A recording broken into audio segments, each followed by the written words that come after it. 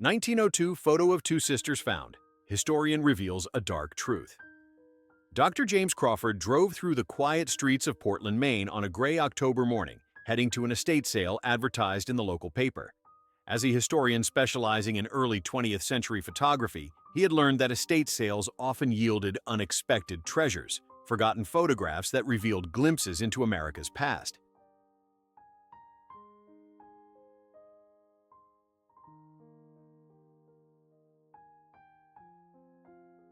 The house was a Victorian mansion on the edge of town, its paint peeling and shutters hanging crooked.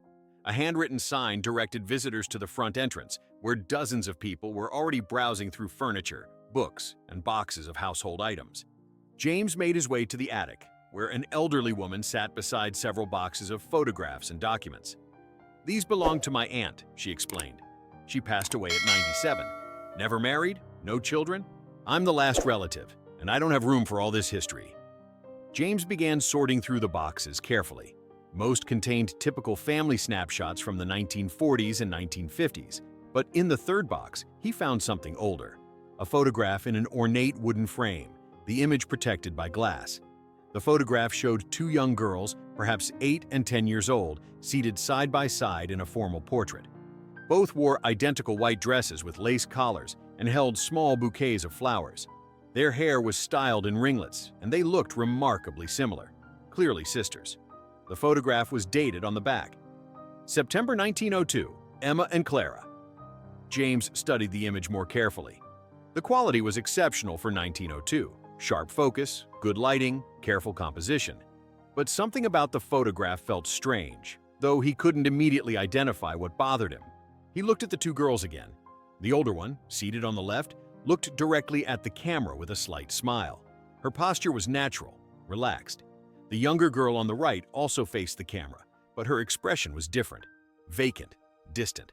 Her eyes seemed unfocused, staring past the camera rather than at it. James felt a chill run down his spine. He had seen photographs like this before, though not often. He pulled out his magnifying glass and examined the younger girl more closely. Her skin had an unusual pallor, even accounting for the black and white photography of the era. Her hands, folded in her lap, had a stiffness to them. And most tellingly, there was a barely visible stand behind her, a metal framework designed to hold someone upright. James sat back, his heart racing. This wasn't just a portrait of two sisters. This was a post-mortem photograph, a memorial portrait taken after one of the children had died.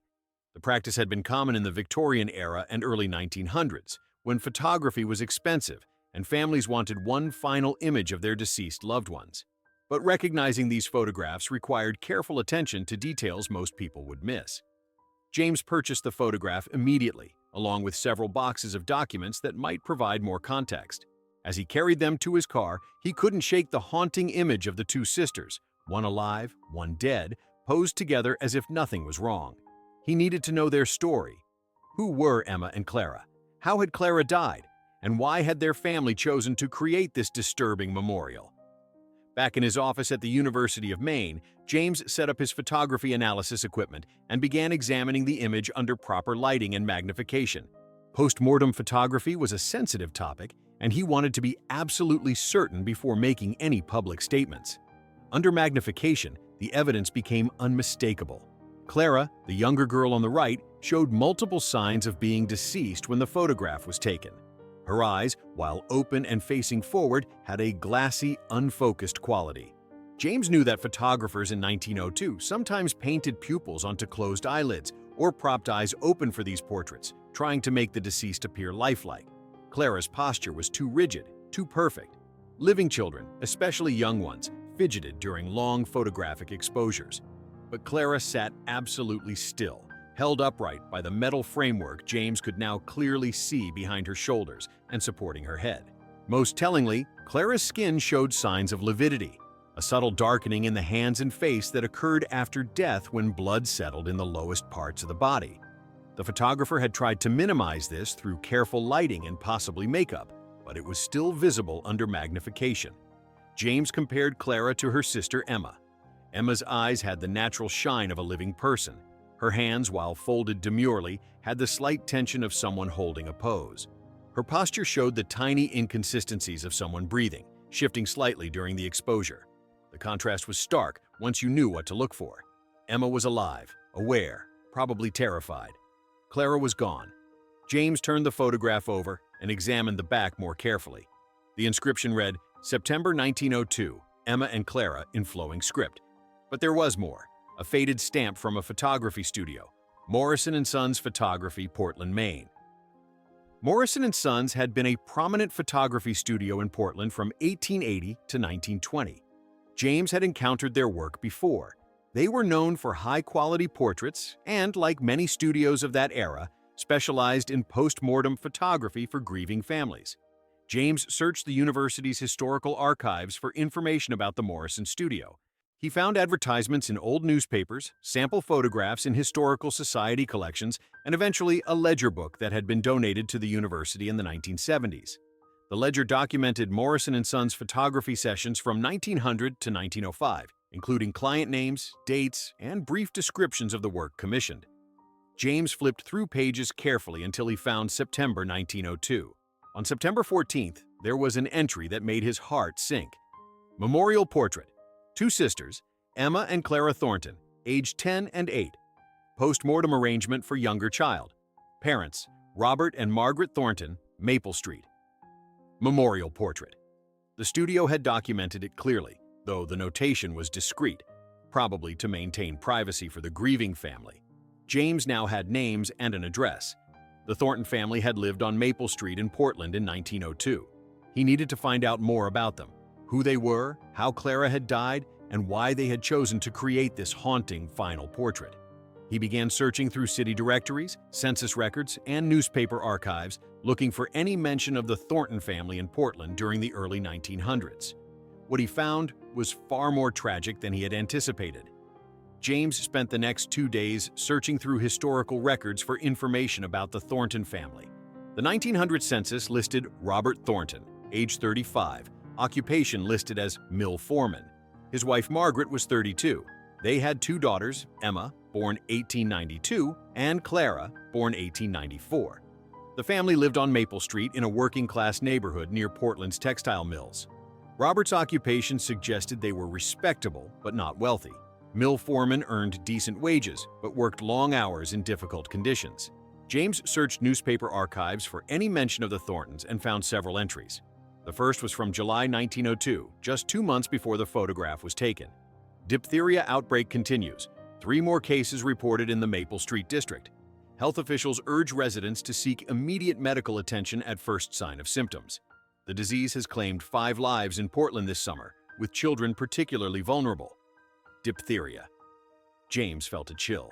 The bacterial disease had been one of the leading causes of child mortality in the early 1900s, causing inflammation of the throat and airways that could suffocate victims. Children were especially susceptible, and outbreaks were common in crowded working-class neighborhoods. He continued searching and found the confirmation he was looking for, an obituary from September 10, 1902. Clara Ann Thornton, beloved daughter of Robert and Margaret Thornton, passed from this life on September 8, 1902, at the age of 8 years. Clara succumbed to diphtheria after a brief but severe illness. She is survived by her parents and sister Emma. Services will be held at First Methodist Church. The family asks for privacy in their grief. Clara had died on September 8th. The photograph was taken on September 14th, just 6 days after her death. James sat back, trying to imagine the grief and desperation that would lead parents to pose their living daughter beside her dead sister for a portrait. But he knew that in 1902, such photographs weren't considered morbid. They were treasured keepsakes, often the only photograph a family would ever have of a deceased child. Photography was expensive. Many working-class families never had formal portraits taken during their lifetimes. When a child died, commissioning a post-mortem photograph was both a memorial and a necessity, a way to preserve the child's image forever. James found more information about the practice in historical texts. Victorian and Edwardian families often posed deceased children as if they were sleeping, or in some cases, propped them up with living family members to create the illusion that everyone was still together, still whole. The practice began declining after 1910 as photography became more affordable, and families could take pictures of their children while they were alive. But in 1902, for a family like the Thorntons, this post-mortem portrait might have been their only photograph of Clara. James looked at the image again with new understanding. Emma, age 10, sitting beside her dead sister, forced to remain still during the long photographic exposure while Clara's corpse was propped up next to her. He couldn't imagine the trauma, the grief, the horror of that moment, but he also understood the love behind it. Parents desperate to have one final image of both their daughters together, one last memory before Clara was buried and lost forever. James needed to know what happened to Emma and her parents. Had they survived the diphtheria outbreak? Had the family stayed in Portland? And where was the photograph all these years? Why had it ended up in an estate sale instead of being passed down through the family? He returned to the census records and newspaper archives, determined to trace the Thornton family's story beyond that terrible September day in 1902. James found the Thornton family in the 1910 census, and his heart sank at what he discovered. The household on Maple Street now listed only two people: Robert Thornton, age 45, and Emma Thornton, age 18. Margaret's name was absent. He searched death records and found the answer in an obituary from November 1903, just 14 months after Clara's death. Margaret Ann Thornton, beloved wife and mother, passed away November 12, 1903 at age 35. Mrs. Thornton had been in declining health since the tragic loss of her youngest daughter, Clara, in 1902. She leaves behind her devoted husband, Robert, and daughter, Emma. Services at First Methodist Church. Declining health. The euphemistic language suggested depression or grief-related illness. Margaret had died barely a year after losing Clara, leaving Robert to raise Emma alone. James tried to imagine what Emma's childhood must have been like after that photograph. Losing her sister to diphtheria, then losing her mother to grief, growing up in a household haunted by death and sorrow. He continued tracing the family through records. Robert Thornton remained at the Maple Street address until 1915, when he appeared to have moved to a boarding house on the other side of Portland. Emma's name disappeared from the records around the same time, probably because she had married and taken a new surname. James searched marriage records for Emma Thornton between 1910 and 1920 and found her. Emma Thornton married William Fletcher in June 1912. She was 20 years old, he was 23, a clerk at a shipping company. The 1920 census listed William and Emma Fletcher living in a small house in Portland with two children, a daughter Helen, age 6, and a son, Robert, age 4. Emma had named her son after her father. James felt relieved. Emma had survived, had married, had built a life and family despite the tragedies of her childhood. She had managed to move forward, but then he found something that made him reconsider everything. In a 1918 local newspaper, he discovered a small article. Influenza claims local woman. Emma Fletcher, age 26, succumbed to influenza on October 15, 1918. Mrs. Fletcher leaves behind her husband William and two young children. She had survived the diphtheria outbreak that claimed her sister 16 years ago, but could not overcome the current epidemic. Services pending. Emma was dead. The surviving sister from the photograph, who had sat beside her deceased sibling in that haunting portrait, had died at age 26 during the 1918 influenza pandemic, another disease that particularly affected young adults. James sat motionless, staring at the dates. Clara died in 1902 at age 8. Emma died in 1918 at age 26. Both sisters had been taken by epidemics. Both had left behind grieving families. Both had died far too young. He looked at the photograph again. Two sisters in white dresses, one alive and one dead, captured together in September 1902. Now both were gone, 16 years apart, victims of diseases that modern medicine would eventually control, but which had been death sentences in their time. James wondered about Emma's children, Helen and Robert Fletcher. What had happened to them after their mother died? Had they been raised by their father, William, or had they been sent to relatives? And more importantly, how had the photograph ended up in an estate sale instead of being passed down to Emma's descendants?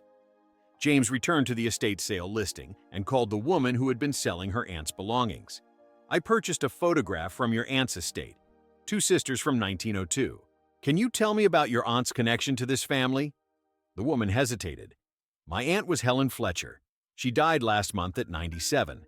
The photograph was hers." Helen, Emma's daughter. The 6-year-old girl who had lost her mother to influenza in 1918.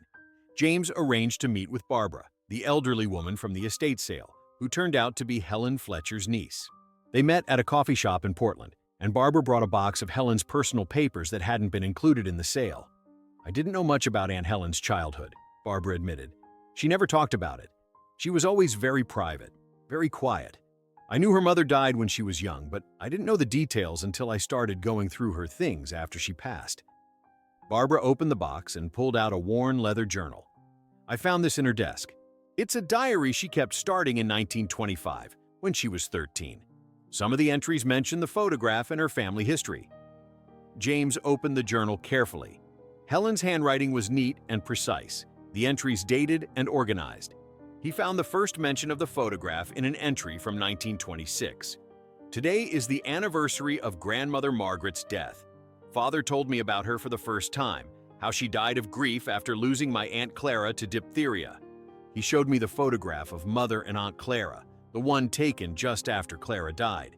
It frightened me at first, seeing Aunt Clara propped up like that, knowing she was already gone. But Father explained that in those days, it was the only way families could have a picture of children who died. He said grandmother and grandfather wanted to remember both their daughters together, one last time. Mother was only 10 when she had to sit beside her dead sister for that photograph. I cannot imagine how terrifying that must have been. James continued reading. Helen wrote about her father, William, who had remarried in 1920 to a woman named Dorothy.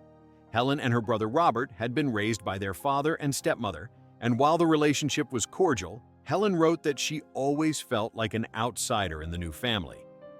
Father keeps Mother's photograph on his desk, Helen wrote in 1928. Not the one with Aunt Clara? That one is too painful for him to look at. But he has a portrait of Mother from when she was 18, just before they married. He says I look like her. Sometimes I catch him staring at the picture with such sadness. He loved her very much. In 1930, Helen wrote about receiving the post-mortem photograph. Father gave me the photograph of Mother and Aunt Clara today. He said he has kept it all these years, but cannot bear to look at it anymore. He said I should have it, as I am Mother's daughter and should know her history. He told me how Mother carried grief her whole life, losing her sister Clara, then her mother Margaret, then living through the war. He said Mother was strong but sad, always sad. And then the influenza took her too, just like diphtheria took Clara. He said our family has been haunted by disease and death, and he prays it will not follow me. I put the photograph away in a box. I do not want to look at it either. James found more entries documenting Helen's life, her marriage in 1935 to a man named Thomas, their decision not to have children, her work as a school teacher, and her long widowhood after Thomas died in 1960. But the most revealing entry was from 1975, when Helen was 63. I took out the photograph today for the first time in decades. I am older now than Mother ever got to be. She died at 26, forever young in memory. I am 63, with gray hair and wrinkles and aches in my bones. I have lived a full life that she never got to live. I looked at the photograph, at Mother, age 10, sitting beside her dead sister, and I finally understood why she was always so sad. She knew death intimately from childhood. She watched her sister die, then her mother. She sat beside a corpse for a photograph. How could she not carry that horror her entire life? And then disease took her too, leaving me and Robert without a mother, just as she had been left without Clara. The cycle of grief continues. Barbara watched James read. She never had children, Barbara said quietly. She told me once it was because she was afraid of losing them. She said her family had too much death in it, and she didn't want to risk bringing a child into that legacy. James spent weeks researching post-mortem photography practices in early 20th century America. He discovered that the Thornton family's experience was far from unique. Thousands of families had commissioned similar photographs between 1850 and 1920, creating a haunting archive of Victorian and Edwardian grief. He decided to create an exhibition at the University Museum titled Memento Mori, Post-Mortem Photography in America, 1850 to 1920. The Thornton sisters' photograph would be the centerpiece, accompanied by historical context, medical information about childhood diseases like diphtheria, and the cultural practices surrounding death in that era. Before opening the exhibition, James wanted to find Emma's son, Robert, Helen's brother, who might still be alive. Barbara helped him search, and they eventually located Robert Fletcher in a nursing home in Augusta, Maine. He was 99 years old, with failing health but a sharp mind. James and Barbara visited him, bringing the photograph. Robert stared at it for a long moment, his weathered hands trembling. "I've never seen this," he said quietly. "Helen had it, but she never showed it to me. She said it was too painful." "Do you remember your mother?" James asked gently. "Barely. I was only 4 when she died. I remember her voice, her smell, the way she held me, but I don't really remember her face." Helen remembered more. She was 6. She used to tell me stories about Mother, about how sad she always seemed, how she would stare out windows like she was looking for something lost. Robert studied the photograph more carefully. "Which one is Mother?" "On the left," James said. "The girl on the right is your Aunt Clara. She had died 6 days before this photograph was taken." Robert's eyes widened. "She's dead in this picture? They posed a dead child with my mother?" James explained the practice of post-mortem photography, the cultural context, the expense of photography, and the grief that motivated families to create these memorials. "That's horrific," Robert whispered. "My mother was 10 years old sitting next to her dead sister. No wonder she was sad her whole life. No wonder Helen never wanted children. This family has been carrying trauma for generations." He looked at James seriously. "What are you going to do with this photograph?" James explained the exhibition, his research into Victorian mourning practices, and his goal of helping people understand this often hidden aspect of American history. Robert nodded slowly. "Show it. Tell their story. Clara and Emma and Mother Margaret. They all died too young and their deaths were forgotten. No one remembers them. But this photograph proves they existed. It's disturbing, yes, but it's also the only evidence that Clara Thornton lived at all. She deserves to be remembered." He paused, tears forming in his eyes. "And my mother, sitting there beside her dead sister, traumatized and afraid. She deserves to have people understand what she endured, what shaped her, why she carried sadness her whole life." Barbara squeezed her uncle's hand. "Helen would want this too. She kept the photograph all those years. She didn't destroy it. She preserved it. I think she knew someday it would matter." James included Robert's permission in his exhibition materials and opened Memento Mori 3 months later. The response was overwhelming. Thousands of visitors, extensive media coverage, and an outpouring of people sharing their own families' post-mortem photographs. Many visitors were disturbed by the images, particularly the photographs of deceased children posed with living siblings. But others understood the grief and love behind them, families desperate to have one final image, one last memory before burial. The Thornton sisters' photograph became the most discussed piece in the exhibition. James had included Clara's obituary, Margaret's obituary, Emma's obituary, and Helen's diary entries, creating a timeline of generational trauma stemming from that single diphtheria outbreak in 1902. A month after the exhibition opened, James received a letter from a woman in Boston named Patricia. She had seen news coverage of the exhibition and recognized the photography studio stamp on the Thornton photograph, Morrison and Sons. "My great-grandfather was Thomas Morrison," Patricia wrote. "He owned Morrison and Sons Photography in Portland. When he died in 1925, my grandfather inherited boxes of his papers, including ledgers and correspondence. I've been going through them recently, and I found letters related to the Thornton family portrait. I thought you might want to see them." James drove to Boston immediately. Patricia welcomed him into her home and showed him 3 letters, all written by Thomas Morrison, in September 1902. The first was dated September 11, 1902, 3 days after Clara's death. "Dear Robert, I received your request for a memorial portrait of your daughters. I understand your grief and your desire to have a photograph of both girls together. I have performed this service for many families and will do so with utmost care and respect. However, I must be honest with you about the process. Your daughter Emma will need to remain absolutely still beside her sister for approximately 30 seconds during the exposure. This may be frightening for her. Are you certain this is what you want? There are other options.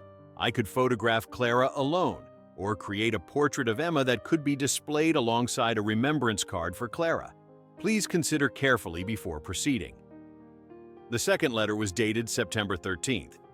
"Dear Robert, I understand your wife Margaret insists on the portrait with both daughters. I respect her wishes. I will come to your home tomorrow morning, September 14th, to arrange the sitting. Please have Clara dressed in the white dress you mentioned and positioned in a chair that can support her. I will bring the necessary framework to hold her upright. I recommend having Emma wear a matching dress to create visual harmony. I will work as quickly as possible to minimize Emma's distress. My assistant will be present to help comfort her if needed. This is never an easy service to provide, but I promise to treat your family with dignity and produce a photograph you will treasure." The third letter was dated September 20th, a week after the photograph was taken. "Dear Robert, I am writing to check on your family's well-being after the difficult sitting last week. I wanted you to know that the photograph came out beautifully. Both your daughters look peaceful and together. However, I remain troubled by Emma's distress during the session. She was terrified, as I feared she would be, and I am concerned about the lasting impact this experience may have on her.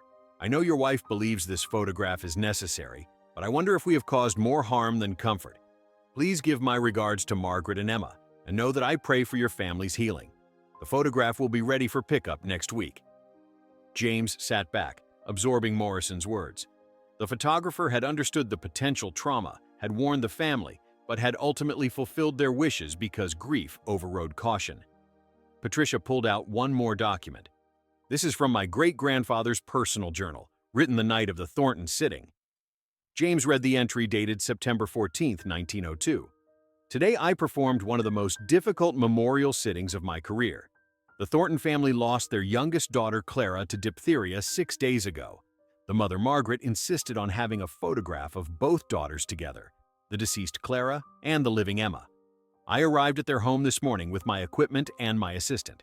Clara had been prepared by the funeral home and was positioned in a chair, wearing a white dress. She looked peaceful, as if sleeping.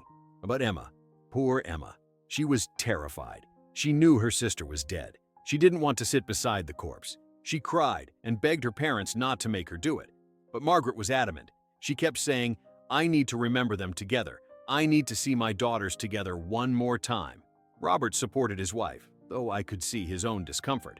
We finally convinced Emma by promising it would only take a moment. My assistant held Emma's hand while I prepared the exposure. Emma sat rigid with fear beside her dead sister, while I captured the image. The exposure took 32 seconds. Emma cried silently the entire time. When it was over, she ran from the room. I heard her vomiting in the kitchen. Margaret thanked me and paid in full, but I left that house feeling I had participated in something damaging. Yes, they will have their photograph. Yes, it will be a memorial to Clara. But at what cost to Emma? How will she carry this memory of sitting beside her dead sister, forced to pose as if everything was normal? I pray she finds peace, but I fear this day will haunt her." James felt sick reading Morrison's account. The photographer had been right. Emma had carried that trauma her entire life, and according to Helen's diary, she had died still haunted by it. Patricia looked at James seriously. "My great-grandfather stopped doing post-mortem photography after 1910. These letters and this journal entry suggest he became increasingly uncomfortable with the practice, particularly when it involved posing living children with deceased siblings. He wrote that he believed it traumatized the survivors more than it comforted the grieving parents." The inclusion of Morrison's letters and journal entry in the exhibition sparked intense debate.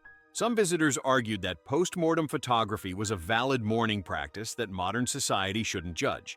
Others insisted it was traumatic and harmful, particularly for living children forced to participate. James organized a public symposium at the university titled "Memory, Grief, and Trauma: Re-Evaluating Victorian Death Practices." He invited historians, psychologists, photographers, and descendants of families who had commissioned post-mortem photographs. Robert Fletcher attended, now 100 years old but insistent on participating. He gave a brief statement that moved many in the audience. "I am the grandson of people who believed they were doing something loving by creating that photograph. But I am also the son of a woman who was traumatized by it. My mother Emma sat beside her dead sister because her parents needed that image, needed that memory. But what about what Emma needed? She was 10 years old. She was terrified. And according to the photographer's journal, she was forced to do it against her will. That photograph may have brought my grandparents Margaret and Robert comfort, but it brought my mother a lifetime of trauma. And that trauma affected how she raised me and my sister Helen. Always sad, always fearful, always expecting death. Helen was so affected she never had children.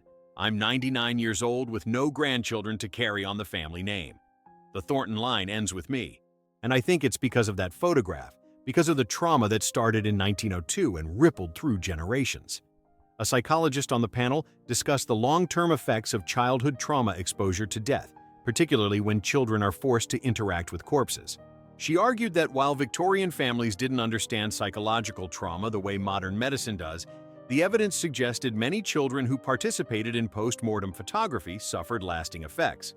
A historian countered that we must understand these practices in their cultural context, that in 1902, death was far more present in daily life, children died frequently, and families needed ways to memorialize their losses.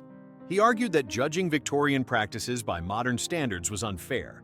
But another historian presented research showing that even in the Victorian era, some medical professionals and social reformers had criticized post-mortem photography as potentially harmful, particularly when it involved posing corpses as if they were alive or forcing living children to participate.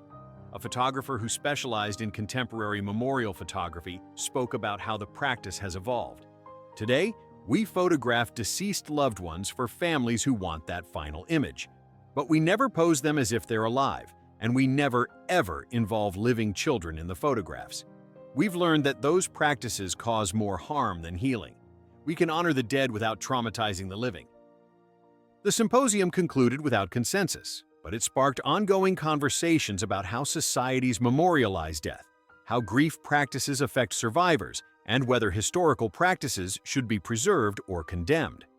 James compiled the symposium discussions into a book titled The Thornton Sisters: Grief, Photography, and Generational Trauma in Early 20th Century America.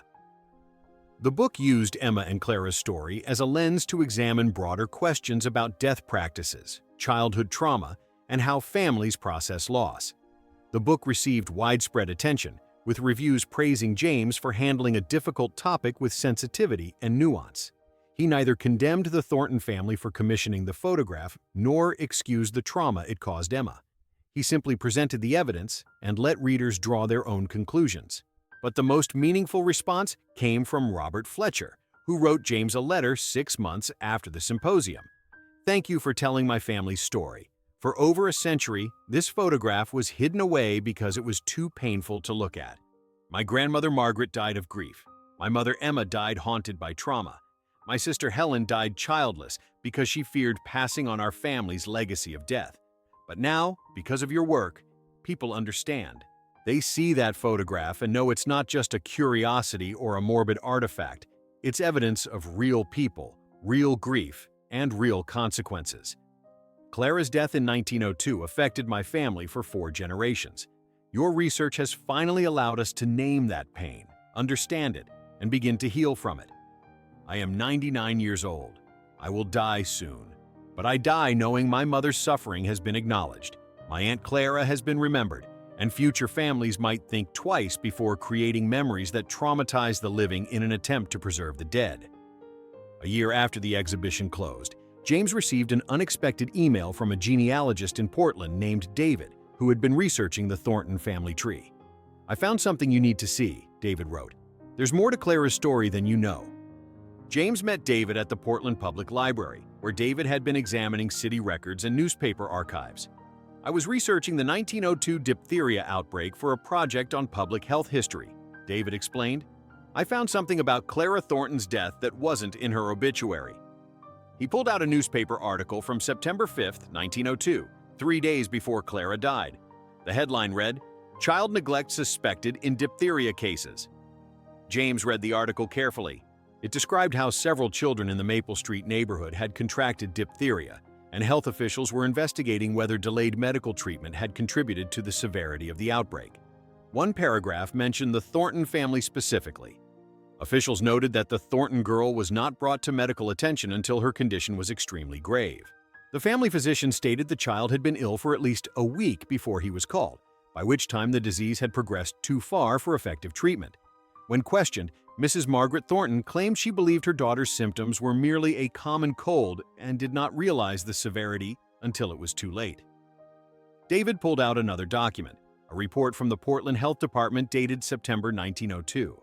The report listed all diphtheria cases from that summer and included brief notes on each. For Clara Thornton, the note read, "Delayed treatment. Parents report they prayed for healing before seeking medical attention. Child died before antitoxin could be administered." James felt his stomach drop. They prayed instead of getting her medical treatment? It appears so, David said. I found more information about the Thorntons in church records. They were members of a small evangelical church that emphasized faith healing. There are references to Robert and Margaret believing that God would heal their daughter if they prayed hard enough. He showed James more documents, letters from the church's pastor to the Thorntons after Clara's death, offering condolences but also reminding them that God's will is mysterious and we must accept his decisions. They let their daughter die because they were praying instead of getting her medical treatment, James said quietly. And then, after she died because of their decisions, they commissioned a photograph to memorialize her. There's more, David said. Look at this obituary for Margaret Thornton from 1903. James read it again, this time paying attention to the language. Mrs. Thornton had been in declining health since the tragic loss of her youngest daughter, Clara, in 1902. Declining health could mean depression, James said, but it could also mean guilt. Maybe Margaret knew she was responsible for Clara's death. Maybe that's what killed her. Not grief, but guilt. David nodded. And if Emma knew her parents had delayed getting treatment for Clara, if she knew they had let her sister die, that would explain even more of her trauma. She wasn't just sitting beside her dead sister in that photograph. She was sitting beside a sister who might have survived if her parents had acted differently. James thought about Emma's life, the sadness, the fear, the trauma that Helen had described in her diary. If Emma had known or suspected that her parents' faith-healing beliefs had killed Clara, the photograph would have been even more horrifying, a forced commemoration of parental neglect. We need to be careful with this information, James said. We can't know for certain what Emma knew or understood. She was only 10 years old, but this does add another layer to the story. David agreed. I'm not trying to condemn the Thorntons. Faith healing was common in some religious communities in 1902. They genuinely believed they were doing the right thing. But the consequences were tragic. Clara died unnecessarily, Margaret was consumed by guilt, and Emma carried trauma that probably had as much to do with knowing how her sister died as with sitting beside her corpse. James added this new information to his research files, noting that it complicated the narrative considerably. The Thornton sisters' photograph wasn't just about Victorian mourning practices. It was about the intersection of religious belief, medical ignorance, parental decisions, and childhood trauma. He decided to write a follow-up article addressing these findings, but he struggled with how to present them. He didn't want to judge the Thorntons harshly. They were products of their time, their religious community, their limited medical knowledge. But he also couldn't ignore the fact that Clara's death had been preventable, and that the faith-healing beliefs that killed her had then led to the traumatic photograph that haunted Emma. 2 years after discovering the Thornton sisters' photograph, James stood before a university audience giving a lecture titled The Dark Truth Behind Victorian Memorial Photography. The Thornton sisters' image was projected on the screen behind him. Emma and Clara, one alive and one dead, forever frozen together in 1902. When I first found this photograph, James began, I saw it as a window into Victorian mourning practices, a historically significant but disturbing artifact of how families dealt with child mortality in the early 1900s. But as I researched deeper, I discovered layers of complexity that challenged everything I thought I understood about grief, trauma, and memory. He walked the audience through the story: Clara's death from diphtheria, the decision to create a post-mortem photograph, Emma's forced participation, Margaret's death from guilt and grief, Emma's lifetime of trauma, Helen's decision not to have children, and Robert's recognition that his family had been haunted by that single moment for 4 generations. But there's more to this story, James continued. We now know that Clara's death was potentially preventable. Her parents delayed seeking medical treatment because they believed in faith healing. When Clara died, they didn't just lose a child to disease. They lost a child to decisions they had made, to beliefs they had held. The photograph they commissioned wasn't just a memorial, it was an attempt to create an image of their daughters together that erased the circumstances of Clara's death. In that photograph, Clara looks peaceful, as if sleeping. There's no evidence of the suffering she endured, no indication that she might have been saved with earlier intervention. The photograph creates a fiction that Clara's death was natural, unavoidable, and peaceful. James showed the audience Thomas Morrison's journal entry about the photograph session. The photographer understood what was happening, that Emma was being traumatized, that the family was creating a memory that would haunt rather than comfort. But he fulfilled his commission because that's what the grieving parents wanted.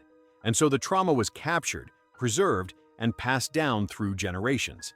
He showed images of Emma as an adult, photographs from her wedding in 1912 with her children in 1915, and a final portrait from 1917, a year before her death from influenza. In every image, Emma looked sad, haunted, her eyes carrying something dark that never quite disappeared. Emma carried the weight of that photograph her entire life, James said. She sat beside her dead sister at age 10, possibly knowing or suspecting that her parents' decisions had contributed to Clara's death. She was forced to participate in creating a memorial that traumatized her. And she died at 26, still haunted, still sad, never having escaped the shadow of that September day in 1902. James concluded with Robert Fletcher's words about how the trauma had rippled through his family for 4 generations, ending with Robert himself at 100 years old, the last of the Thornton line. This photograph reveals a dark truth, James said. Not just about Victorian memorial photography, but about how families process grief, how trauma passes through generations, and how sometimes our attempts to preserve memory end up preserving pain instead. The Thorntons wanted a beautiful memorial to Clara. What they created was a document of trauma that haunted their family for over a century. He paused, looking at the projected image. But telling this story has also been an act of healing. Robert Fletcher is 100 years old now. He told me that having his family's story acknowledged and understood has brought him peace. Helen's diary entries have given voice to the silent suffering of women who carried grief across generations. And Clara, forgotten for 120 years, remembered only as a dead child in a disturbing photograph, has been restored to full humanity. We know her name, her age, her story, her unnecessary death. We remember her not just as a corpse propped up for a photograph, but as an 8-year-old girl who loved her sister, who died too young, and whose death created ripples that affected her family for generations. The lecture concluded with a long standing ovation. Afterward, dozens of people approached James with their own family stories, photographs they had found in attics, memorial practices that had traumatized their ancestors, grief traditions that had created more harm than healing. James compiled these stories into a larger database, creating a digital archive of memorial photography and its psychological impact. The archive included hundreds of post-mortem photographs, along with testimonies from descendants about how these images had affected their families.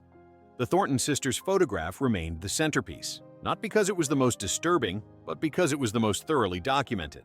From Clara's preventable death to Emma's trauma, to Helen's childlessness, to Robert's recognition of generational harm, the full arc of the story illustrated how a single moment of grief mismanagement could echo through time. Robert Fletcher died peacefully in his sleep at age 101, 6 months after James's lecture.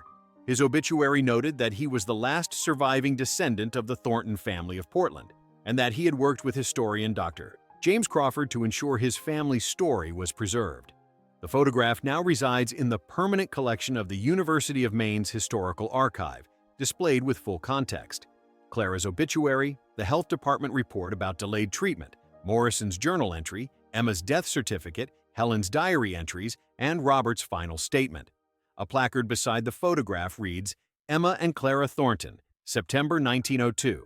This post-mortem photograph captured 2 sisters, one alive, one dead, at a moment of family grief. It also captured a moment of trauma that would affect the Thornton family for 4 generations. The photograph reminds us that how we memorialize the dead can profoundly impact the living, and that sometimes our attempts to preserve love inadvertently preserve pain."